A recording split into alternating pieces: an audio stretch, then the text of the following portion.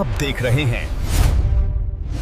गंदेव news network, Vagad क्षेत्र का सबसे भरोसेमंद न्यूज चैनल। कान्हेंग रावत ने कहा, सांसद रोत वादों का हिसाब दे,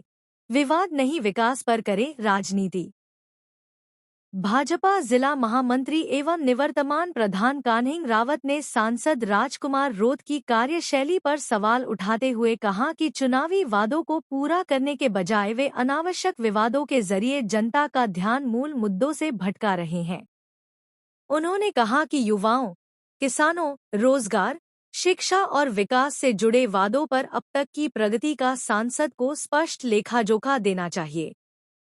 रावत ने कहा कि गृह मंत्री अमित शाह द्वारा प्रयुक्त वनवासी बंधु शब्द सम्मान और आत्मीयता का प्रतीक है, लेकिन इसे लेकर भ्रम फैलाने का प्रयास किया जा रहा है।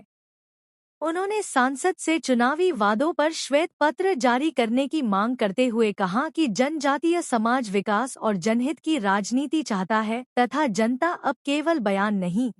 परिणाम देखना चाहती है। कुशलगढ़ क्षेत्र में बांसवाड़ा डूंगरपुर के सांसद राजकुमार रोत का दौरा रहा और उन्होंने जो चुनाव के दौरान जो झूठे वायदे किए थे उन पे बात नहीं करके, विकास की बात नहीं करके गुमराह करने का काम कर रहे हैं।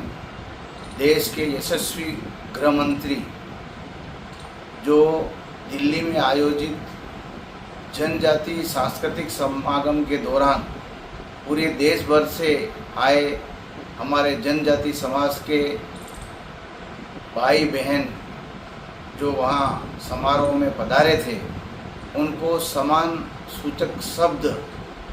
वनवासी बंधु के नाम से उनको उद्बोधित किया गया, लेकिन उसका